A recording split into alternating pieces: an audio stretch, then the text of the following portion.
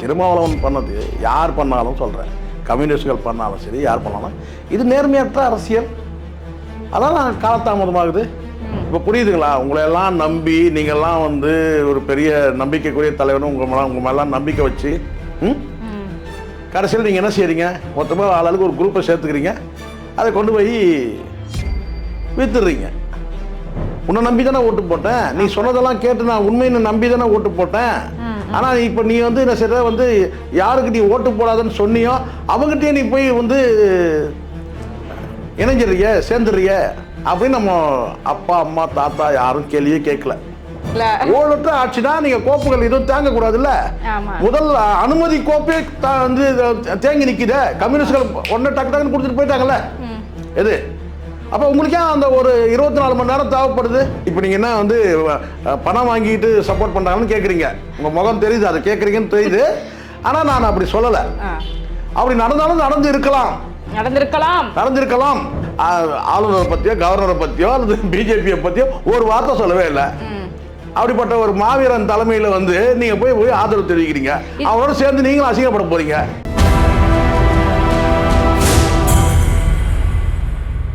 வணக்கம் சார். வணக்கம். ஸோ இப்போ இருக்கிற அந்த அரசியல் பிரச்சனைகளை பார்க்கும்போது திருமாவளவன் வந்துட்டு ரொம்ப டிலே பண்ணிட்டார், ரொம்ப நேரம் கழித்து தன்னுடைய முடிவை அறிவிப்பதற்காக எடுத்துக்கிட்டார். இதற்கு பின்னாடி இருக்கக்கூடிய விஷயம் என்ன சார்? பின்னாடி இருக்கிற விஷயம் இல்லைம்மா, இதெல்லாம் வந்து ஒரு நேர்மையற்ற அரசியல் பண்ணும்போது இப்படிலாம் நடக்கும். இது நேர்மையற்ற அரசியல் தானே. திருமாவளவன் பண்ணது யார் பண்ணாலும் சொல்கிறேன், கம்யூனிஸ்டுகள் பண்ணாலும் சரி, யார் பண்ணாலும் இது நேர்மையற்ற அரசியல். அதான் நான் காலதாமதமாகுது. இப்போ நான் கேட்குற நிபந்தனையற்ற ஆதரவு, அதே நிபந்தனையற்ற ஆதரவு தான் கம்யூனிஸ்டுகளும் கொடுத்தாங்க. ஏன் அங்கிருந்து இது ஒரு நாள் ஆகுது? கம்யூனிஸ்டுகள் வந்து நல்லா புரியுங்க. நீங்களே என்ன சொன்னீங்க, கம்யூனிஸ்டுகள் என்ன முடிவு எடுக்கிறாங்களோ நான் அந்த முடிவு எடுப்பேன். நீங்கள் கம்யூனிஸ்டுகள் முடிவு எடுத்துட்டாங்க, நீங்களும் முடிவு எடுத்துக்கலாமே. கிட்டத்தட்ட 24 மணி நேரம் ஏன் தாமதம் ஆகுது? திமுக ஏதாவது பிரஷர் கொடுத்துருப்பாங்களோ? திமுக பிரஷர் எதுவும் கிடையாதுமா. இதெல்லாம் குதிரை பேரம், இப்போ இது சிறுத்தை பேரம், அவ்வளோதான். அவ்வளோதான். கம்யூனிஸ்டுகளும் பணம் வாங்கியிருக்காங்க அப்படின்ற இல்லை, நான் அப்படி சந்தேகப்படலாமா, யாரையுமே நான் அப்படி சந்தேகப்படல. நீங்கள் என்ன பேரம் மூலம் நடந்திருக்கலாம், பண பேரம் தான் பேரம் கிடையாது. இங்கே நிறைய பேர் அப்படி நினச்சிக்கிறாங்க. நிறைய பேர் என்ன நினைக்கிறாங்கன்னா, லஞ்சம் என்பது வந்து என்ன அப்படின்னா பணமாக பெறுவது தான் லஞ்சம் அப்படின்னு நினைக்கிறாங்க. பணமாக பதவி பெற்றால் கூட அது கூட லஞ்சம் தான். ஆனா இவர் வந்து பதவி எதுவும் கேட்கலையே சார். எனக்கு அந்த வேற ஏதாவது வாங்கியிருப்பாரு, வேற எது வேணா இருக்கலாமா. பணம் வந்து கரன்சி நோட்டு வாங்கினாதான் கிடையாதுல்ல. கரன்சி நோட்டு வாங்கினாதான் லஞ்சம் கிடையாது. எப்படி வேணாலும் ஏதாவது ஒரு ஆதாயம் இருக்கும், எந்த வகையிலாவது ஒரு ஆதாயம். நிறைய பேர் அப்படிதான் நினச்சிக்கிறாங்க. லஞ்சம்ன்றது கேட்டால் வெறும் பணம் மட்டும்தான் லஞ்சம். எவ்வளோ ஆதாயங்கள் இருக்குது. ஏதாவது ஒரு ஆதாயம் பெற்றிருப்பார். ஏன் இந்த 24 மணி நேரம் ஏன் காலதாமதம்? அப்படி என்ன ஆலோசனை, அப்படி என்ன சொல்லுப்பால. நீங்கள் நிபந்தனையோடு சொல்லியிருந்தா கூட பரவாயில்ல. அப்போ நேற்றைய தினம் வந்து அதே சட்டமன்ற உறுப்பினர் இந்த வன்னியரசு வந்து ஒரு திட்டு போட்டிருந்தாரு, இது திருமா காலம், இது திருமா காலம், ஆட்சியிலும் பங்கு அதிகாரத்திலும் பங்கு. எனக்கு ரெண்டுத்துக்கு என்ன வித்தியாசம் எனக்கு தெரியலம்மா. எனக்கு நான்லாம் அவ்வளோலாம் வந்து பெரிய அறிவுஜீவிலாம் கிடையாதுமா. ஆட்சினா என்ன, அதிகாரம்னா என்ன, டெபுட்டி சிஎம் வரைக்கும் கேட்டாங்களாமே. நான் சொல்கிறேன், எது வேணாலும் இருக்கட்டும். ஒரு விஷயத்த சொல்கிறீங்கன்னா அதை உருப்படியாக சொல்லுங்கள். இப்போ நேற்றைய தினம் உங்கள்கிட்ட பார்த்து அப்படியே நிறைய பேர் வந்து அப்படியே கீழே விழுந்துட்டான். ஆட்சியும் பங்கு அதிகாரத்தில் போனால் இது திருமா காலம், இது திருமா காலம். இப்போ நிபந்தனையே இல்லைன்னு மறுநாள் வருது.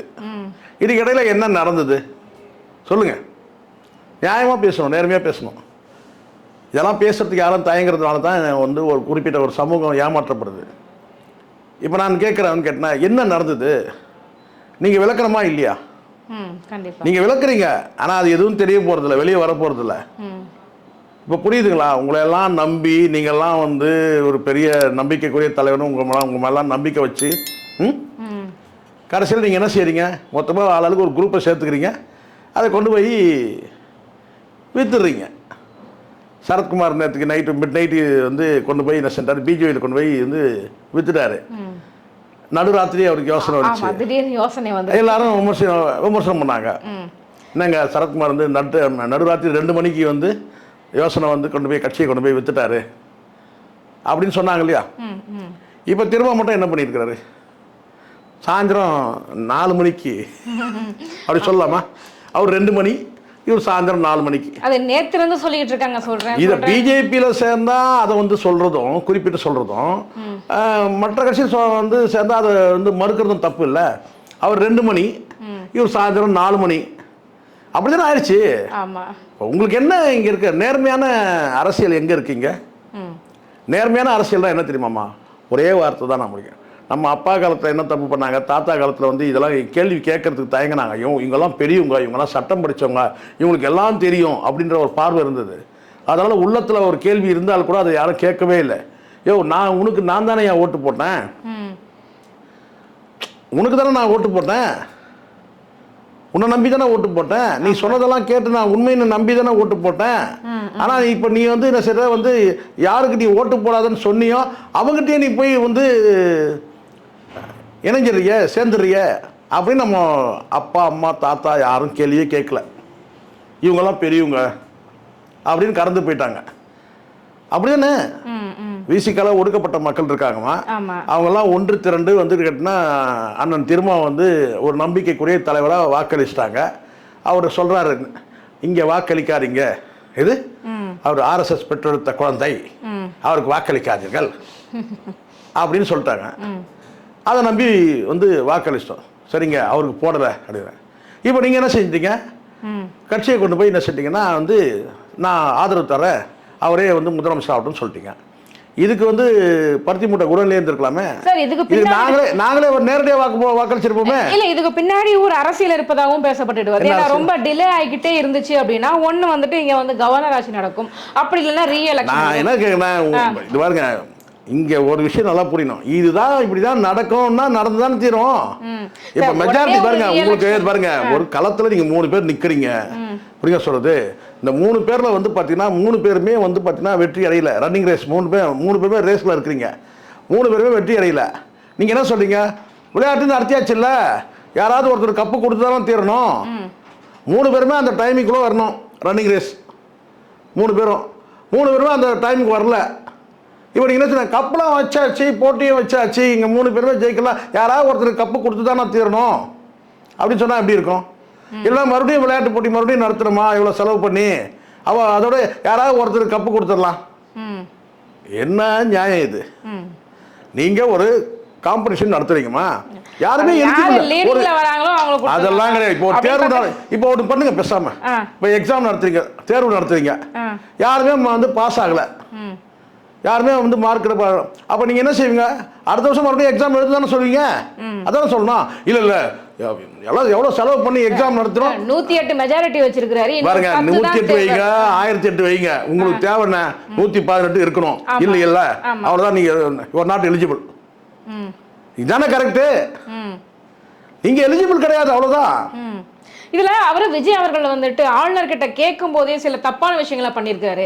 என்கிட்ட 108 இருக்குது, மெஜாரிட்டி இருக்குது, நான் ஆட்சி அமைச்சுக்கிறேன், சட்டமன்றத்துல போய் என் பெரும்பான்மையை நிரூபிச்சுக்கிறேன் அப்படின்னு சொல்லாம என்கிட்ட வந்து இப்ப 113 இருக்காங்க, காங்கிரஸ் வந்து கூட இருக்கிறாங்க, கூட்டணி ஆட்சி அமைக்க போறோம்னு சொன்னோம். இந்த ஒரு காரணத்துக்காக தான் கவர்னர் வந்துட்டு நம்பர் காட்டுங்கன்னு சொல்லியிருக்காங்க. அடிப்படையே தெரியல. அடிப்படை அவருக்கு தெரியுது தெரியலன்றது செகண்ட். அவங்க அடிப்படை மண்டையில் மசாலா இல்லைன்றது நமக்கு எப்போ தெரியும்ல, அப்புறம் என்ன பெரியது? அடிப்படை தெரியலன்றது தெரியும். அங்கே கூட இருக்கிறவங்களும் வந்து பார்த்தீங்கன்னா எல்லாமே வந்து நொய்யரிசி நமக்கு தெரியும், அத்தனையுமே வந்து பார்த்தீங்கன்னா அந்த எல்லாமே அறவைக்காரன்றது நமக்கு தெரியும். அங்கே இருக்கிறவங்க அத்தனை பேருமே அனுபவசாலிகள். நான் சொல்கிறது அது கிடையாது. முதல்ல இதை புரிஞ்சுக்கணும். நீங்கள் கேட்டால் 108 இருக்கட்டும், 110 இருக்கட்டும், 112 இருக்கட்டும், அப்படியே சொல்கிறது. நீங்கள் ஒரு சிங்கிள் லார்ஜஸ்ட் பார்ட்டி, நீங்கள் கொண்டு போய் நீங்கள் வந்து மனு கொடுக்குறீங்க, எங்களுக்கு வந்து பார்த்தீங்கன்னா வந்து அழைப்பு கொடுக்கணும்னு சொல்லிட்டு, அந்த இடத்துல வந்து கவர்னருக்கு வந்து டிஸ்கிரிப்ஷன் பவர் இருக்குது. நீங்கள் வந்து ஃப்ளோர் டெஸ்ட்டுக்கு வந்து நீங்கள் ப்ரூவ் பண்ணுங்கன்னு சொல்லி அனுமதிக்கலாம். கடந்த காலத்தில் எப்படின்னா அனுமதிக்கப்பட்டு இருக்கு, உண்மை. சிங்கிள் லார்ஜஸ்ட் பார்ட்டி கொண்டு போய் கொடுப்பாங்க. நான் தான் வந்து இவ்வளோ இருக்கிற எண்ணிக்கையில் வந்திருக்கிறேன், எனக்கு மெஜாரிட்டி இல்லைனாலும் கூட இவ்வளோ நான் வந்திருக்கிறேன். இப்போ உதாரணத்துக்கு நான் என்டிஆருடைய அந்த இதை எடுத்துக்கிறேன். என்டிஆர் வந்து மெஜாரிட்டியில் வின் பண்ணுறாரு, ஆட்சி நடந்துகிட்டு இருக்கு. திடீர்னு ஒருத்தன் வந்து ஒரு 50 எம்எல்ஏக்களை பிரிச்சுட்டு போயிடலாம் கட்சியோட பொதுச் செயலாளரை. யார்? என்டிஆருடைய தெலுங்கு தேச பார்ட்டியில் இருக்கிற கட்சியின் பொதுச் செயலர் பாஸ்கர் ராவ்ன்றவன் ஒரு 50 பேர் எம்எல்ஏக்களை தூக்கிட்டான், டேக் ஆஃப் பண்ணிடலாம். அப்போ வந்து பார்த்தீங்கன்னா அங்கே மெஜாரிட்டி இல்லை. உடனே கவர்னர் என்ன சொல்கிறாரு, கூப்பிட்டு என்ன சொல்கிறாருன்னா, நீங்கள் வந்து உங்கள் அரசு வந்து நம்பிக்கையில்லா தீர்மானம் வந்து கொண்டு வரதுக்கு ரெடியாக இருக்கிறாங்க, நீங்கள் மெஜாரிட்டியை ப்ரூவ் பண்ணுங்கள், ஃப்ளோர் டெஸ்ட்டுக்கு போங்கன்னு சொல்கிறாங்க. இது ஆட்சி நடந்துட்டு இருக்கும்போது, புதுசாக இல்லை, ஆட்சி நடந்துட்டு இருக்கும்போது ஒரு 50 எம்எல்ஏக்கள் வந்து என் பக்கம் இருக்கிறாங்கன்னு சொல்லிட்டு கொண்டு போய் கொடுத்து நம்பிக்கையில்லா தீர்மானம் கொண்டு வராரு பாஸ்கர் ராவ். அப்போது என்டிஆர் என்ன சொல்கிறாருன்னு கேட்டிங்கன்னா, அப்படியா சார் நான் வந்து ப்ரூவ் பண்ணுவேன் அப்படிலாம் சொல்லவே இல்லை.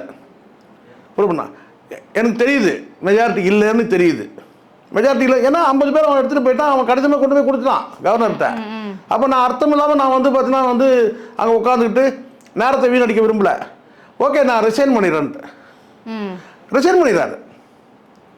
ரிசைன் பண்ணிவிட்டு எனக்கு வந்து பார்த்தீங்கன்னா நீங்கள் ஆட்டோமேட்டிக்காக ரீஎலெக்ஷன் கண்டக்ட் பண்ணணும். அடுத்த ரீஎலெக்ஷன் வைக்கும்போது பார்த்தீங்கன்னா ஃபுல் மெஜாரிட்டி அடிக்கிறார். உள்ளபடியே விஜய் வந்து நேர்மையாக செய்யணும்னு சொன்னால், நேர்மையாக செய்யணும்னா உங்களுக்கே தெரியுது என்னென்னு, மெஜாரிட்டி இல்லைன்னு தெரியுது, நீங்களே கொண்டு போய் 112 எடுத்து போய் நிறுத்துறீங்க. ஆமாம், அப்போ உங்களுக்கே தெரியுது இல்லை. அதுக்கப்புறம் நீங்கள் என்ன செய்யணும்னு கேட்டால், நான் சிங்கிள் லார்ஜஸ்ட் பார்ட்டி, எனக்கு வெளியிலேருந்து சில பேர் சப்போர்ட் பண்ணுறதா சொல்கிறாங்க, எந்தெந்த கட்சியெல்லாம் சப்போர்ட் இந்தந்த கட்சியெல்லாம் சப்போர்ட் பண்ண சொன்னால் அந்த கட்சியின் தலைவருடைய அந்த கடிதம் மட்டும் கொடுத்தீங்கன்னா அவர் கூப்பிட்டுருப்பார். இங்கே விஜய் கிட்ட தான் பிரச்சனை இருக்குது. அதை தாண்டி வந்து கவர்னர் வந்து அவரோட டிஸ்கிரிப்ஷன் பவரை ஏன் வந்து அவர் வந்து இம்ப்ளிமெண்ட் பண்ணலன்னு நம்ம கேட்க முடியாது. இந்த நாட்டில் இருக்கிற அதிகார வர்க்கத்தில் இருக்கிற டிஸ்கிரிப்ஷன் பவர் பெரும்பாலும் வந்து பார்த்தீங்கன்னா ஒருத்தனை கவுக்கிறதுக்கு தான். இந்த நாட்டில் சாதாரண வந்து அட்டண்டர்லேருந்து என்ன ஐஏஎஸ் வரைக்கும், இல்லை வந்து பார்த்தீங்கன்னா ஏன் வந்து ஆட்சியாளர்கள் வரைக்கும் எல்லாருக்கும், ஏன் குடியரசுத் தலைவர் வரைக்கும் வந்து ஒரு டிஸ்கிரிப்ஷன் பவர்னு ஒன்று இருக்குது. அதாவது கேட்டால் தனிப்பட்ட அதிகாரம், தனிப்பட்ட சிறப்பு அதிகாரம். அது அவங்க வந்து அந்த அதிகாரத்தை வந்து யாருக்கு பயன்படுத்தினாங்கன்னா பெரும்பாலும் வந்து நாச வேலைக்கு தான் பயன்படுத்தியிருக்கிறாங்க. பெரும்பாலும் அப்படி 1-2 நடந்திருக்கலாம், நல்லதுன்னு இல்லைன்னு சொல்லலை. பெரும்பான்மையான அந்த டிஸ்கிரிப்ஷன் பவர் வந்து பார்த்தீங்கன்னா ஒன்று சுயநலத்துக்காக அல்லது நாச வேலைக்காக பயன்பட்டுருக்கும். இதை நீங்கள் அப்படியே அழுத்தமாக பதிவு பண்ணலாம். ஏன்னா எனக்கு தெரியும் இந்த டிஸ்கிரிப்ஷன் பவரே வந்து தனிப்பட்ட வந்து அதிகாரம், அதாவது விதிகளுக்கெல்லாம் வந்து அப்பாற்பட்டு, சட்டங்களுக்கெல்லாம் அப்பாற்பட்டு ஒவ்வொரு அதிகாரிகளுக்கும் அதிகாரத்தில் உள்ள அத்தனை பேருக்குமே ஒரு டிஸ்கிரிப்ஷன் பவர் இருக்குது. அந்த அதிகாரம் வந்து பார்த்தீங்கன்னா பெரும்பாலும் நல்லதுக்கு பயன்படுத்தல, நாட்டு மக்களுக்கு பயன்படுத்துகிறது, நாச வேலைக்கு தான் பயன்பட்டுருக்கு, இல்லை சுயநலத்துக்கு பயன்பட்டுருக்கு. அவ்வளோதான். ஒரு சங்கர் தயாள் சர்மான்னு ஒருத்தர் இருந்தார். இது எஸ்டி சர்மான்னு சொல்லிட்டு அவர் பிரசிடென்ட் ஆஃப் இந்தியா இருந்தார். அவர் என்ன பண்ணாருன்னு கேட்டிங்கன்னா, கடைசி இந்த காங்கிரஸ் அவருடைய பதவி முடியும் போது என்ன செஞ்சார்னா, அவருக்கு தனிப்பட்ட அதிகாரத்தை வச்சு நிறைய சேங்ஷன் பண்ணிக்கலாம். யாருக்கு? அந்த பிரசிடென்ட் ஆஃப் இந்தியா அந்த அந்த தனிப்பட்ட அதிகாரத்தை பண்ணுறது அவருக்கு தேவையானதை செஞ்சுக்க முடியும். சலுகைகள், அதாவது கேட்டினா வந்து ஃபினான்ஷியலாக என்னென்னலாம் பண்ண முடியுமோ அதெல்லாம் வந்து அப்ரூவ் பண்ணிக்க முடியும். அவருக்கு சார்ந்து, சரிங்களா, பிரசிடென்ட் ஆஃப் இந்தியாவுக்கு சார்ந்து அவர் அந்த பதவியில் இருக்கும்போது அவர் அனுபவிக்க முடியும், அதெல்லாம் வந்து பண்ணிக்க முடியும். அதே மாதிரி இந்த இன்னொரு பிரதிபா பாட்டீல்னு ஒருத்தர் இருந்தாங்க, அவங்களும் அப்படி தான். இதில் வந்து அப்துல் கலாம் தான் வந்து பார்த்தீங்கன்னா பழைக்க தெரியாதவர், வெறும் சூட்கேஸோடு வந்தார். ஸோ இவங்கெல்லாம் அந்த அதிகாரத்தில் இருக்கும்போது பார்த்தீங்கன்னா இது மாதிரி நிறைய விஷயங்கள் வந்து தனக்கு தேவையானதை செஞ்சுப்பாங்க. இது தனிப்பட்ட அதிகாரம் தான். ஆனால் யாருக்காவது வந்து ஏழைங்க பாழைங்களுக்கு வந்து இந்த தனிப்பட்ட அதிகாரத்தை பயன்படுத்தி ஏதாவது செஞ்சாங்கன்னா அது ரொம்ப ரொம்ப ரேராக தான் இருக்கும். இதுதான் உண்மை. அப்போ இந்த இடத்துல நீங்கள் கேட்குறது கேட்டினா, தனிப்பட்ட அதிகாரத்தை பயன்படுத்தி அவர் நினச்சாருன்னா வந்து நீங்கள் எவ்வளோ காட்டியிருக்கீங்க, 113 காட்டியிருக்கீங்களா, ரைட் ஓகே, நீங்கள் வந்து இந்த டேட்டில் போயிட்டு நீங்கள் வந்து ஃப்ளோர் டெஸ்ட்டுக்கு போங்க, ப்ரூவ் பண்ணுங்கன்னு சொல்ல முடியும். ஆனால் அவர் பண்ணலை. அப்போ தனிப்பட்ட அதிகாரத்தை ஏன் நீங்கள் வந்து பயன்படுத்தணும்னு கேள்வி கேட்க முடியாது. நீங்கள் வந்து விதிகளை மீறி நடந்துட்டாரு கவர்னர், ரூலை வந்து பார்த்தீங்கன்னா ஃபாலோ பண்ண மாட்டேறாருங்க அப்படின்னு சொன்னால் அதுக்கு நீங்கள் கோர்ட்டு கூட போகலாம். அதிகாரத்தை மீறி, ஏன்னா பல முறை போயிருக்காங்க. திமுக அரசு இவங்க போயிருக்கிறது இருக்கட்டும், இவங்க இப்போதானே முதல்ல ஆரம்பிச்சிருக்கிறாங்க, பூஜை போட்டிருக்காங்க. திமுக அரசு பல முறை போயிருக்கிறாங்க, கடந்த கவர்னருக்கு வந்து பல முறை போயிருக்கிறாங்க, சரிங்களா. அப்போது இந்த இடத்துல வந்து நீங்கள் விதிகளை மீறி இருந்தால் நீங்கள் நீதிமன்றத்தை நாட முடியும். ஆனால் டிஸ்கிரிப்ஷன் பவரில் ஏன் அதை செய்யலை அதை கேட்க முடியாது. கோர்ட்டுக்கே வந்து பவர் கிடையாது. ஏன் நீ உன்னோட டிஸ்கிரிப்ஷன் பவர் வந்து பார்த்தீங்கன்னா பயன்படுத்தி இதை செய்யலை அப்படின்னு கேட்க முடியாது. தனிப்பட்ட அதிகாரம் அவருக்கு வந்து இஷ்டம் தான் செய்வார், இல்லைன்னா செய்ய மாட்டார். அவங்களுக்கு செஞ்சார், இவங்களுக்கு செய்யலை அப்படிலாம் கேட்க முடியாது. அவர் சொல்லுவார் கேட்டா, இல்லை எனக்கு நிறைய தகவல் வந்தது, குதிரை பேரங்கள்லாம் நடக்கிறதா தகவல் வந்தது. அப்போ நாளைக்கு அந்த குதிரை பேரத்தில் வந்து நான் அதை அப்ரூவ் பண்ணேன்னா அந்த குதிரை பேரத்தில் எனக்கும் பங்கு இருக்குன்னு சொல்லிடுவாங்க. முடியுமா முடியாதா? கண்டிப்பா வாய்ப்பு இருக்கு. யோசிச்சு பாருங்க, அவர் இடத்துல இருந்து பாருங்க, கவர்னர் இடத்துல இருந்து பாருங்க. நீங்க நாளைக்கு நீங்க குதிரை பேரம் பண்றீங்கப்பா, 100 கோடி வாங்கலாம், 200 கோடி வாங்கலாம், 400 கோடி வாங்கலாம், 500 கோடி வாங்கலாம், ஆட்சி அதிகாரத்தில் இருக்குதுல. அப்போ அதுக்கு நான் துணை போன மாதிரி ஆயிடக்கூடாதுல்ல அப்படின்னு அவர் சொல்றதுக்கு வாய்ப்பு இருக்கு அப்படின்னு. ஆமா, சரிங்களா? அதனால என்ன சொல்றாரு கேட்டா, அதுக்கேற்ற மாதிரி நேற்று மிட் நைட்டு ஒரே வந்து தெரியும்ல, டிடிவியோட ஒரே இதுவாயிட்டு காமராஜரே தூக்கிட்டு போயிட்டாங்க. பாருங்க. அப்போ இப்படிலாம் வந்து ஒரு புகார் வருது இல்லை, குதிரை பேரம் நடக்கும்னு அவர் சொல்றாரு. மறுநாள் அதுக்கான சரி இது இல்லைலாம் அப்படிலாம் கிடையாதுங்க, இதெல்லாம் எதுவுமே நடக்கலைங்கன்னு சொல்லிட்டு டிவிக்கில் இருக்கிற யாராவது ஒரு நபர் பொறுப்பேற்று இப்படிலாம் எதுவும் சம்மந்தமே கிடையாது, டிடிவியோட புகாரை நாங்கள் மறுக்கிறோங்க, அது மாதிரி நாங்கள் எதுவும் பண்ணவே இல்லைங்க, வந்துதா ஏதாவது வரல. ஒரு வீடியோ வருது, அந்த வீடியோவை இப்போ ஏஐன்ட்டாங்க, இப்போ அது ஒரு விசாரணைக்கு வந்திருக்கு. அப்போது நம்ம என்ன சொல்ல முடியும்? அப்போ அவர் கவர்னர் சொன்னது ஒரு வகையில் சரிதானே அப்படின்னு சொல்லணும். இப்போ இவர் அண்ணன் திருமாவே எடுத்துங்க, அவர் கம்யூனிஸ்ட்கள் என்ன முடிவோ அந்த முடிவு தான் என் முடிவுன்னாரு. இத்தனைக்கும் வந்து ஸ்டாலின் அவர்களை போய் கூட சந்திச்சுட்டு கூட வந்துட்டார். எல்லாம் முடிஞ்சு எதுக்கு இந்த 4 மணி நல்ல நேரமா அது எப்படி எதுக்காக? அப்போ இந்த தாமதம் எதுக்கு? இந்த தாமதமே வந்து இது பல நேரங்களில் கோப்புகள் அரசியல வந்து கோப்புகள் தாமதம் இருந்தாலே அங்க பின்னாடி ஏதோ ஒரு ஊழலற்ற ஆட்சி அமைப்புன்ற ஆட்சி அமைக்கிறதுக்கே பெரிய ஊழல் நான் சொல்லல, நீங்க தான் சொல்லியிருக்கீங்க. சரி, ஓகே, நான் இருந்தாலும் நீங்க சொல்றதை நான் வந்து வழிமொழிகிறேன். சரிங்களா? ஊழலற்ற ஆட்சினா நீங்க கோப்புகள் எதுவும் தேங்க கூடாதுல்ல. முதல் அனுமதி கோப்பே வந்து தேங்கி நிக்குது, கம்யூனிஸ்ட்கள் ஒன்னு டக்கு டக்குன்னு கொடுத்துட்டு போயிட்டாங்கல்ல. எது அப்ப உங்களுக்கே அந்த ஒரு 24 மணி நேரம் தேவைப்படுது. அதுல வேற ஒரு மிரட்டல், வன்னியரசோட மிரட்டல் என்னன்னு கேட்டீங்கன்னா, ஆட்சியில் பங்கு அதிகாரத்தில் பங்கு, இது திருமா காலம். புரியுதுங்களா? இப்போ இவ்வளவுதான், இவ்வளவுதான். இதுக்கு பின்னாடி ஏதாவது நடந்து இருக்கலாம். ஆனா ஆட்சி நீங்க கேக்குறீங்க, புரியுது. இப்போ நீங்க என்ன வந்து பணம் வாங்கிட்டு சப்போர்ட் பண்றாங்கன்னு கேக்குறீங்க, உங்க முகம் தெரியுது, அதை கேக்குறீங்கன்னு தெரியுது. ஆனா நான் அப்படி சொல்லல. அப்படி நடந்தாலும் நடந்திருக்கலாம். Question mark. ஏன் நீங்க 24 மணி நேரம் ஏன் தாமதம் பண்றீங்க? நீங்க எளிமையா அதுவும் நீங்க நிர்வாகிகள் கூட டிஸ்கஸ் பண்ணி அது ஜனநாயக அங்க அதுவும் பாத்தீங்கன்னா அங்க வந்து பாத்தீங்கன்னா இவரு முடிவெடுத்தாருன்னா அங்க வந்து நீங்க வேற ஒண்ணு, இங்க பெரும்பான்மையான கட்சிகள் யாரும் வந்து ஜனநாயகப்படி கட்சியை நடத்துறதே கிடையாது. எல்லாம் குடும்ப கட்சி தான் அல்லது சர்வாதிகார தலைமை. அது விசிகால அந்த குடும்ப கட்சின்றது சொல்ல முடியாது. அவர் சர்வாதிகார தலைமை. அப்ப கம்யூனிஸ்ட் கட்சிகள்ல குடும்ப ஆட்சின்னு சொல்லலாம். நான் திரும்ப சொல்றேன் பாருங்க, இங்க எல்லாருமே நீங்க எப்படி வேணா நீங்க எடுத்துங்க, கம்யூனிஸ்ட்கள்லாம் நீங்க அப்படியே ரொம்ப அப்படின்னா இது பாக்குறோம்ல. இப்போ எந்த அடிப்படையில் போய் இவங்க வந்து ஆதரவு தெரிவிக்கிறாங்க கம்யூனிஸ்ட்கள்? நான் கேட்கறேன், எதுக்காக? நீங்க என்ன சொல்லி ஓட்டு கேட்டீங்க? இப்போ உங்களுக்கு தேவை அது கேட்டால் வந்து இபிஎஸ் முதுகுல ஏற முடியாது. இப்போ ஒரு வசமாக ஒரு முதுகு இருக்கு, அந்த முதுகில் ஏறிப்போம், இல்லைன்னா நம்ம அடையாளம் போயிடுவோம். ஏன்னா வந்து புயல் மாதிரி வந்து மொத்தமாக வாரி சுருட்டுறான், சுத்தமாக நம்ம ஆளே இல்லாத போயிட பண்ணுறோம். அந்த பயத்தில் தான் இப்போ போய் ஒட்டிக்கிட்டீங்க. இதான் உண்மை.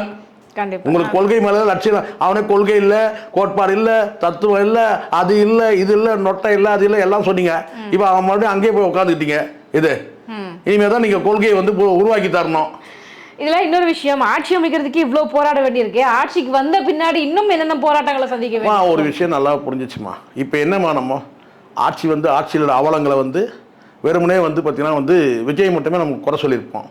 இப்போ திரும்ப இருக்கிறாரு, அவரையும் சொல்லலாம், இது உங்கள் ஆட்சியில் எதெல்லாம் நடக்குது பாருங்க இது அப்படின்னு சொல்ல முடியும். இல்லப்பா, நான் வெளியில இருந்து ஆதரவு கொடுத்துட்டு இருக்கேன், அதிகாரத்தில் கூட கிடையாது. ஆமாம், வெளியில இருந்து ஆதரவு கொடுத்தாலும் ஏன் கொடுக்குறீங்கன்னு கேட்குறேன் நான். உங்களுக்கு நாங்கள் அதிகாரம் தரவே இல்லையே. இப்போ திருமாவுக்கு வந்து யார் அதிகாரம் கொடுத்தாங்க? நீங்க அவங்களுக்கு ஆட்சிக்கு வந்து பாத்தீங்கன்னா நீங்க வந்து ஆதரவு அளிக்கணும்னு சொல்லிட்டு யாரு கொடுத்தாங்க அதிகாரம்? அப்படி ஆட்சி அமைக்க முடியாம போயிடுச்சுன்னா பாஜக உள்ள வந்துருவேன். திருப்பி இதேதான் சொல்லி காலத்துல பாஜக உள்ள வந்துரும், பாஜக உள்ள வந்துரும்.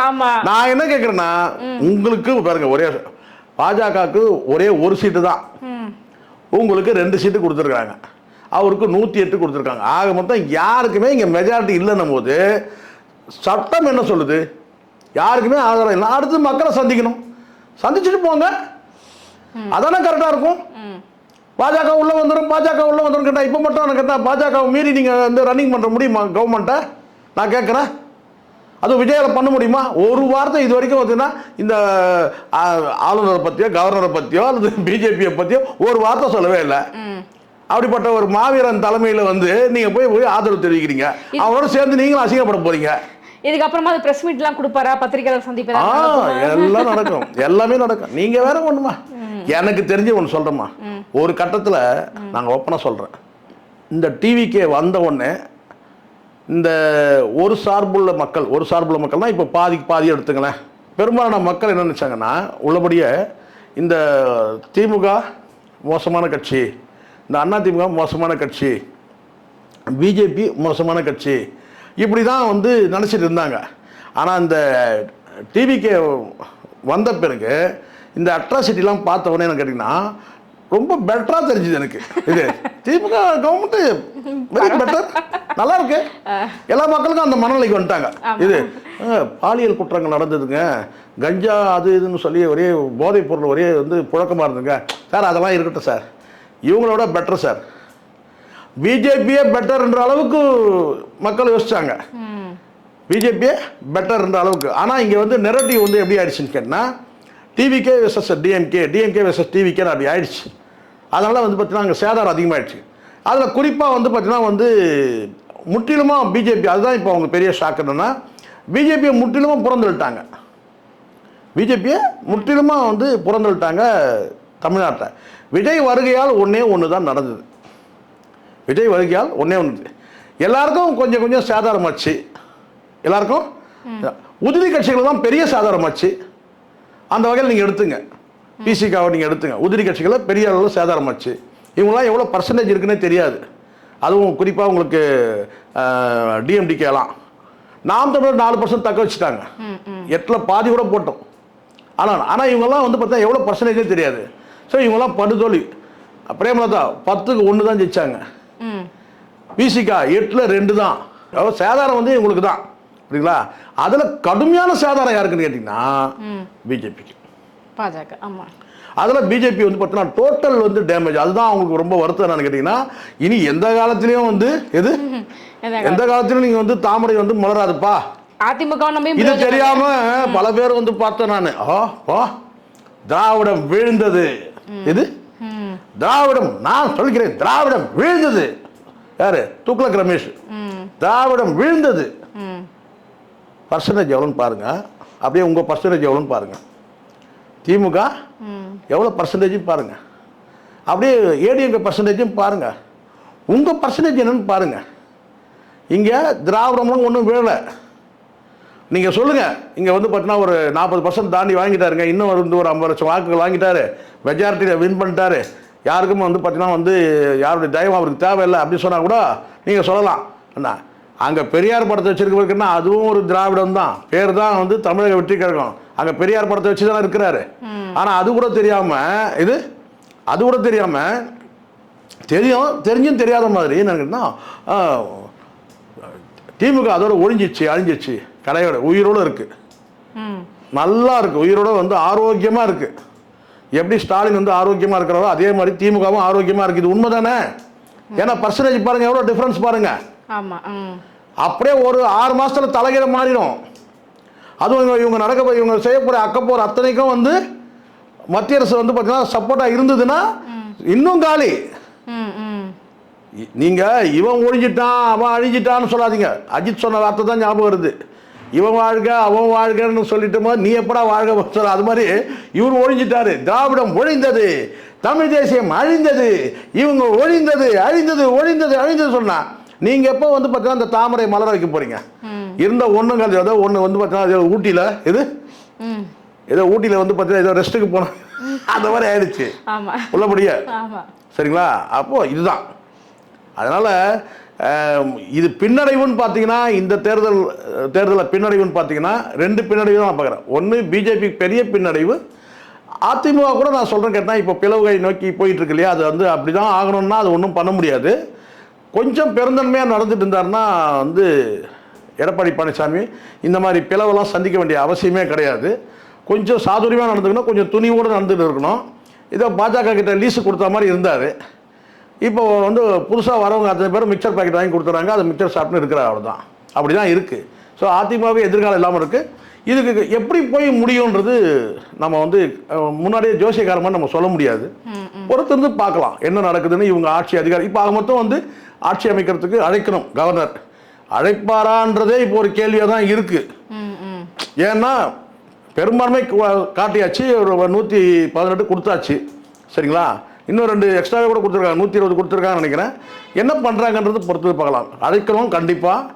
அது அழைப்பாங்களா, என்ன பண்ணுவாங்கன்னு பொறுத்து வந்து பார்க்கலாம். ஓகே சார், எங்கள் கேள்விகளுக்கு ரொம்ப சிறப்பான பதில் சொன்னீங்க சார். ரொம்ப நன்றி.